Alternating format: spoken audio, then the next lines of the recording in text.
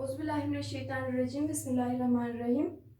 Next आपके पास topic है energy changes in chemical reaction, यानी किसी भी केमिकल रिएक्शन में जो चेंजेस होती है उसकी एनर्जी में, वो आज हम पढ़ेंगे। अच्छा, सबसे पहले तो अगर कोई भी सब्सटेंस है या कोई भी कंपाउंड है, अगर हम मिसाल ले H2O का, वाटर की हम मिसाल लेते हैं। आपके पास एक कंपाउंड है वाटर, इसकी जो कंपोजिशन और प्रॉपर्टी है वो मेंटेन क्यों रहती है? क्योंकि इसके अंदर एक खास ताकत होती है, ठीक है, और उसी ताकत की वजह से इसकी कंपोजिशन और प्रॉपर्टी मेंटेन रहती है। और उस एनर्जी को क्या कहते हैं हम, जो इसके अंदर मौजूद होती है, उसको हम कहते हैं इंटरनल एनर्जी। यानी कि किसी भी एलिमेंट या फिर किसी भी सब्सटेंस या फिर किसी भी कंपाउंड में एक इंटरनल एनर्जी होती है जो कि उसके कंपोजिशन और प्रॉपर्टी को मेंटेन रखती है, यानी वो खराब नहीं होने देती, ठीक है। इसी तरीके से अगर केमिकल चेंज की वजह से किसी भी इंटरनल एनर्जी किसी भी सब्सटेंस का अगर वो चेंज हो जाए तो वो उसके कंपोजिशन और प्रॉपर्टी के को भी चेंज कर देगी, और उसके कंपोजिशन और प्रॉपर्टी की चेंज की वजह से ही उसके इंटरनल एनर्जी में चेंजेस आती है। और इन चेंजेस को हम कितने हिस्सों में डिवाइड कर सकते हैं? इन चेंजेस को हम दो हिस्सों में डिवाइड कर सकते हैं, ठीक है। एक है आपके पास एक्सोथर्मिक रिएक्शन और दूसरा है आपके पास एंडोथर्मिक रिएक्शन।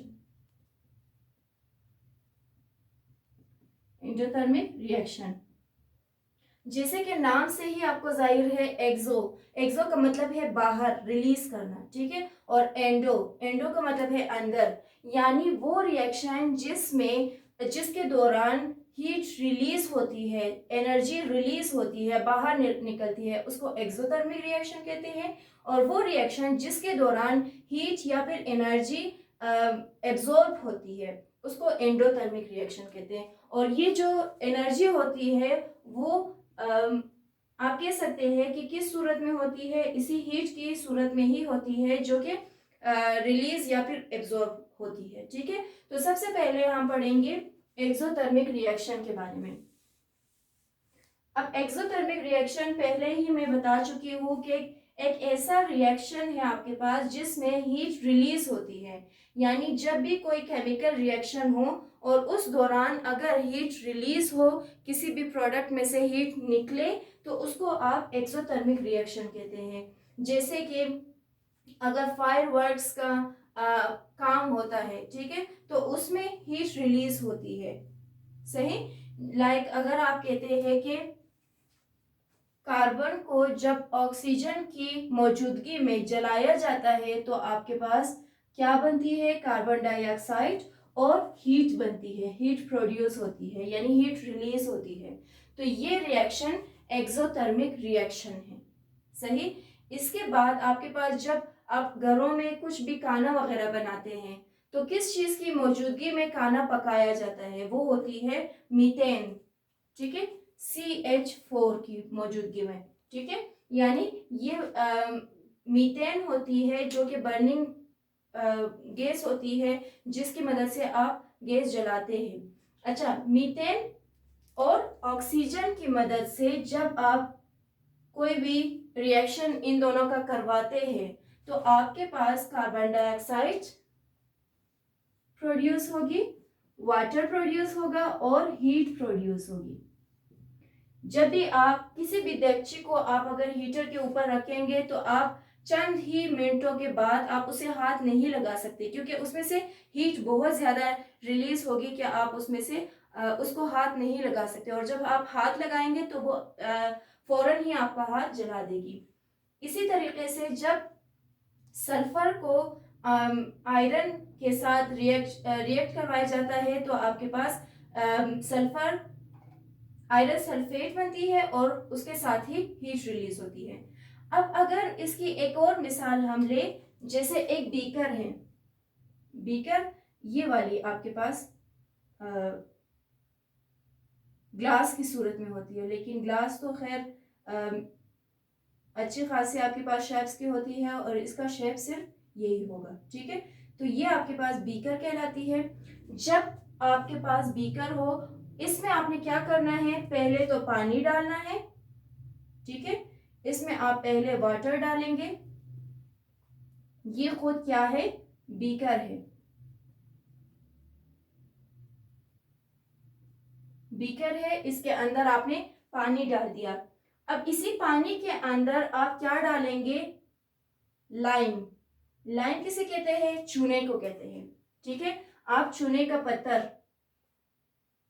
का पत्थर जो आपको मिलता है वो अगर आप डालेंगे तो आप चंद ही मिनटों के बाद आप देखेंगे कि उसमें से हीट रिलीज होना शुरू हो जाएगी।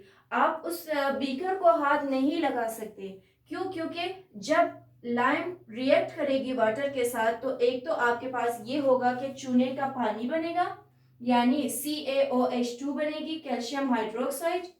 ठीक है, उसके अलावा आपके पास हीट रिलीज होगा, जिसकी वजह से आप इस बीकर को फिर हाथ नहीं लगा सकते। ठीक है, ये है आपके पास एक्सोथर्मिक रिएक्शन। अब नेक्स्ट जो आपके पास टॉपिक है वो है एक्सोथर्मिक रिएक्शन की इंपॉर्टेंस, यानी कहाँ कहाँ पे इस एक्सोथर्मिक रिएक्शन को आप इस्तेमाल करते हैं आम घरों में। अच्छा, सबसे पहले तो एक मिसाल हमने दिया कि जो फ्यूल वगैरह हम बर्न करते हैं, जलाते हैं कोई भी ईंधन। ठीक है, जैसे यहाँ पे हमने कहा कि मीथेन है, यहाँ पे कहा कि कोल है।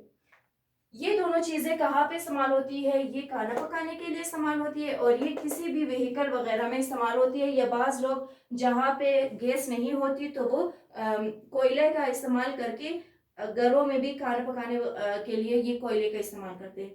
अच्छा, जब भी कभी बर्निंग ऑफ फ्यूल होगी तो उस वजह से भी आपके पास हीट प्रोड्यूस होगी, क्योंकि जब कोल को जलाया जाता है तो उसमें से हीट निकलती है। लाइक अगर किसी भी गांव वगैरह में हम जाए, वहां पे देखें तो वहां पे वो कोल जलाकर घरों को गर्म करते हैं। ठीक है, और इसी तरीके से हम खुद गैस जलाकर हम क्या करते हैं, देगची वगैरह रख कर उसमें खाना पकाते हैं। तो ये है इसकी एक इम्पोर्टेंस।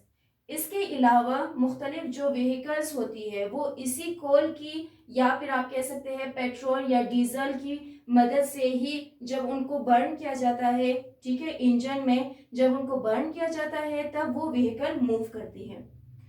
अच्छा, मुख्तलिफ किस्म के माइनिंग जो रॉक्स होते हैं जहाँ से ये कोल निकाली जाती है, वहाँ पे ख़ास तौर पर एक्सप्लोजन का जो डायनामाइट वगैरह है, एक्सप्लोजिव जो होती है वो वहाँ पे इस्तेमाल किया जाता है। जब वो वहाँ पे रखा जाता है तो वो बर्स्ट होती है, फट जाती है। ठीक है, जब वो बर्स्ट होती है तब ये माइन में से ये कोल वगैरह या मुख्तलिफ किस्म के जो चीज़ें यानी सोना वगैरह, हीरा, ये जो चीज़ें मतलब वहाँ से निकलने वाली होती है वो निकाली जाती है, जो मादनियात ज़रूरत होती हैं। इसके अलावा मुख्तलिफ फैक्ट्रीज और इंडस्ट्रीज में भी इसी फ्यूल का इस्तेमाल किया जाता है ताकि पानी से भाप बनाई जा सके। ठीक है, बुखारात की शक्ल में वो बनाई जा सके। तो इसके अलावा भी बहुत सारी यानी एक्सोथर्मिक रिएक्शन के इस्तेमालात है जो आम जिंदगी में इस्तेमाल होते हैं। तो यहाँ तक आपके पास एक्सोथर्मिक रिएक्शन कंप्लीट होता है। अब हम स्टार्ट करेंगे endothermic reaction. Okay, endothermic reaction कौन से रिएक्शन होते हैं, वो रिएक्शन जिसमें हीट एब्जॉर्ब किया जाता है, यानी हरारत को जज़्ब किया जाता है, तो उसको एंडोथर्मिक रिएक्शन कहते हैं। इसके लिए आपकी बुक में एक एक्टिविटी दी गई है, कहा गया है कि एक बीकर ले। ठीक है, आपने एक बीकर लिया, ये है आपके पास बीकर। अब इसमें सबसे पहले आपने क्या डालना है, इसमें आपने डालना है सोडियम कार्बोनेट का सॉल्यूशन। सोडियम कार्बोनेट का सॉल्यूशन आप डालेंगे, यानी Na2CO3। सोडियम कार्बोनेट का सॉल्यूशन आप डालेंगे, ये आपके पास मिसाल के तौर पर सोडियम कार्बोनेट का सॉल्यूशन है। अब आपने क्या करना है, इसी सॉल्यूशन में जिसमें आपने सोडियम कार्बोनेट डाला है, इसी में आप कैल्शियम क्लोराइड की सोल्यूशन डालेंगे। यानी आप मिसाल के तौर पर इतना आपने क्या डाला है, आप कैल्शियम क्लोराइड, ठीक है, सॉरी Cl2, कैल्शियम आपने क्लोराइड का सॉल्यूशन डाला। जब आप कैल्शियम क्लोराइड के सॉल्यूशन को सोडियम कार्बोनेट के सॉल्यूशन में डालेंगे तो आप चंद मिनट के दौरान ही आप बीकर को हाथ लगाए, आपको ऐसा महसूस होगा जैसे रेफ्रिजरेटर से आपने इस बीकर को निकाला है। वो क्यों होगा? वो इस वजह से क्योंकि जो सोडियम कार्बोनेट और कैल्शियम क्लोराइड का सॉल्यूशन है, ये दोनों क्या, इनमें कौन सा अमल होगा? एंडोथर्मिक रिएक्शन होगी। और एंडोथर्मिक रिएक्शन क्या होती है? जिसमें हीट एब्जॉर्ब किया जाता है, ठीक है, यानी इसमें हीट एब्जॉर्ब होगा और इसी वजह से आपको वो बीकर इतनी ठंड या फिर कोल्ड महसूस होगी, ठीक है, कूल लगेगी।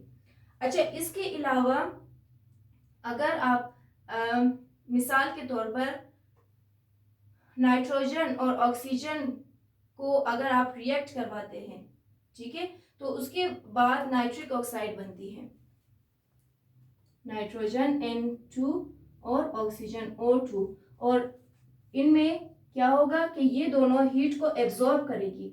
हीट एब्जॉर्प्शन के बाद आपके पास क्या बनेगी? NO यानी नाइट्रिक ऑक्साइड बनेगी, ठीक है।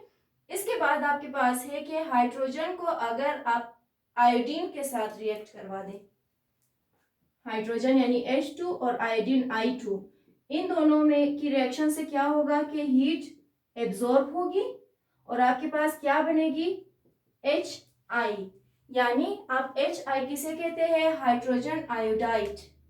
ये आपके पास केमिकल रिएक्शन के बाद एक प्रोडक्ट आपके पास बनेगी और इस रिएक्शन को एंडोथर्मिक रिएक्शन कहते हैं। दोबारा सुने, एक्सोथर्मिक रिएक्शन में हीट रिलीज होती है और एंडोथर्मिक रिएक्शन में हीट एब्जॉर्ब होती है। तो इसके साथ ही आपका 5th चैप्टर भी खत्म होता है।